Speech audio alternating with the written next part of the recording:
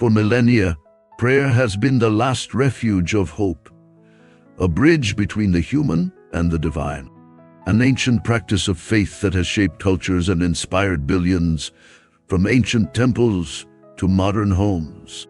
Prayer transcends creeds and borders, being a constant in human history.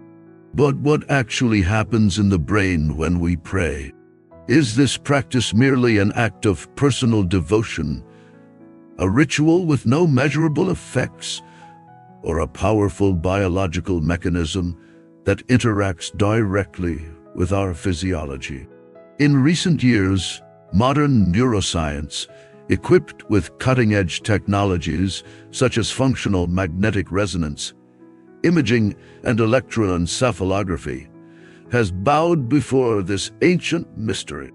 This is a documentary about the most fascinating intersection of our time, the encounter between spirituality and science. A journey that seeks to unravel the secrets of the human mind, revealing how faith and biology intertwine in profound and surprising ways. Welcome to the crossroads of science and faith. This is a journey to understand what really happens in our brains when we communicate with the divine. It is crucial to make it clear that neuroscience is not here to prove or disprove the existence of God. Its goal is simpler and equally fascinating: to understand the physical and chemical reactions that occur in our brains when we pray.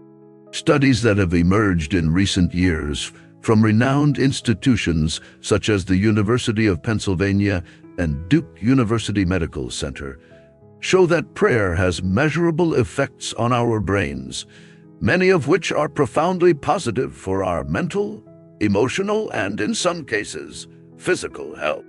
Let's dive into the latest findings.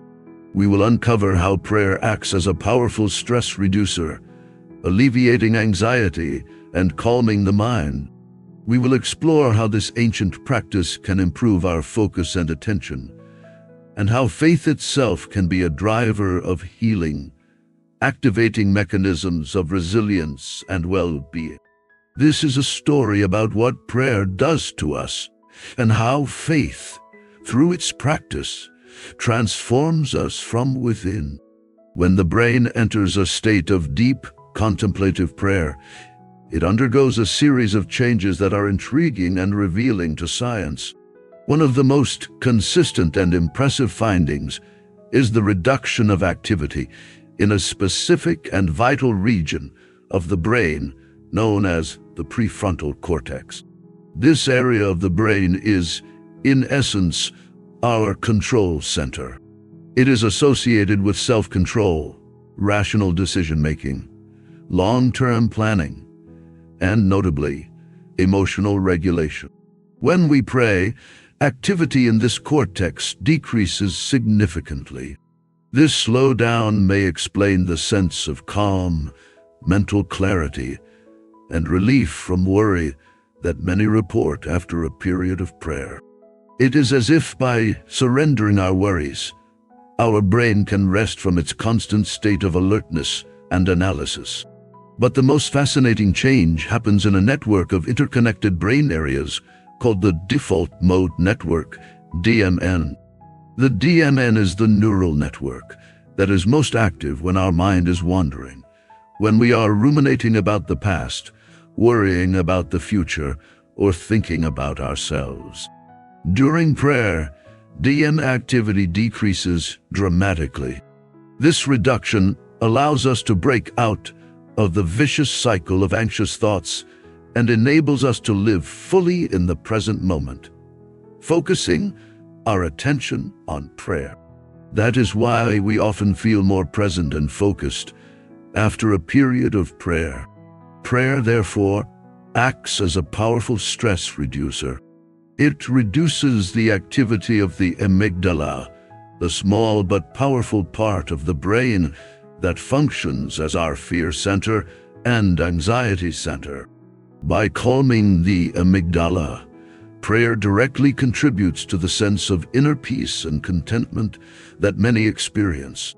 This effect is comparable, in neurological terms, to what happens during deep meditation, confirming that the act of focusing the mind on something greater than oneself has a direct biological impact on our stress response system. Although prayer and meditation are distinct practices, science has revealed that many of their neurological effects are, in fact, quite similar. Both practices require focus, silence, and immersion in a state of inner calm, and both activate the same areas of the brain related to attention and emotional regulation, while reducing activity in areas linked to stress and anxiety. However, prayer has an extra dimension that sets it apart from meditation. Meditation usually seeks a state of emptiness and absence of thoughts, a dive into a state of pure consciousness.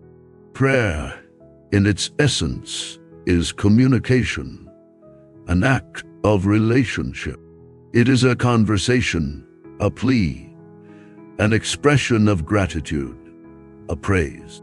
This difference, subtle in biology but profound in human experience, is what for many creates a more meaningful dimension. Intercessory prayer, for example, where we pray for another person, activates areas of the brain associated with empathy and compassion. Prayer of praise activates the brain's reward centers, releasing neurotransmitters associated with pleasure and happiness. Prayer of supplication can alleviate anxiety by transferring the weight of a concern to a higher power. The consistent practice of either prayer or meditation can lead to neuroplasticity, the brain's ability to reorganize itself and form new neural connections. What this means is that, over time, prayer not only calms us in the moment, but also rewires our brain in ways that make us naturally calmer, more focused, and more peaceful. Prayer and meditation are therefore powerful tools for shaping our brains for good, activating neural circuits that promote mental health and well-being. Prayer is not just an individual practice. It is often a communal act. And science shows that group prayer has an even greater social and emotional impact on the brain, strengthening feelings of social connection and empathy. Studies examining Buddhist monks and Franciscan nuns in group prayer have shown that when they pray together, the areas of the brain associated with empathy and feelings of social unity are activated in a synchronized manner, highlighting the social nature of prayer and its power to connect us with others. Prayer has also been associated with the release of neurotransmitters such as serotonin and dopamine, which are closely related to pleasure, well-being, and happiness. Serotonin, for example, is a neurotransmitter that acts as a mood stabilizer, and its release during prayer can contribute to the sense of inner peace and contentment that many experience. Dopamine, on the other hand, is linked to motivation and the brain's reward system, and its release can give us a sense of purpose and meaning in life. Prayer makes us feel part of something bigger, which gives us a sense of purpose and meaning in life, and connects us to a community of faith, which gives us emotional and social support. This connection is fundamental to our mental health. The power of faith in healing is a phenomenon that science is still beginning to understand in its entirety. What we know without a shadow of a doubt is that a person's belief in their recovery can influence their healing process. The placebo effect is the clearest and most documented proof of this. In countless clinical studies, patients who believe they are receiving effective treatment show real improvement in their symptoms, even if the treatment is actually a sugar pill or an inactive procedure. This improvement is real and measurable in the brain. The same principle can be applied to prayer and faith. The belief that a higher power is watching over you and that your prayer will be heard can reduce the perception of pain, speed recovery, and strengthen the immune system. This does not mean, in any way, that prayer cures all diseases, or that it can replace modern medicine, but that it can be a powerful catalyst for the healing process, influencing the body and mind in a positive and real way. Faith and prayer provide a belief structure that can help us cope with the pain, stress, and uncertainty of illness, which in itself is a powerful healing mechanism. What do all these findings tell us about the nature of spirituality? Neuroscience can measure what happens in the brain during prayer, but it cannot and does not attempt to prove or disprove the existence of God. What it tells us is that our brain is an incredibly plastic organ, shaped by our beliefs and practices. Prayer, regardless of its origin, is one of those practices that shapes our brain in a positive way. Prayer is, in essence, an act of love, gratitude, and the search for a greater purpose. What neuroscience gives us is a scientific basis for the benefits that people of faith have experienced for centuries. It gives us a new language to talk about faith, a language that is not one of dogma, but of science.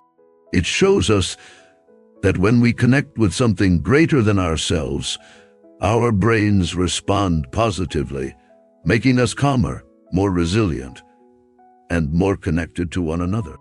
Neuroscience can give us a new perspective on prayer, but faith, ultimately, is a personal choice. What do you think? Science can give us a new perspective on prayer, but faith is ultimately a personal choice. Which of these scientific findings surprised you the most? Leave your comment below. If you liked the video, don't forget to like and subscribe for more content like this.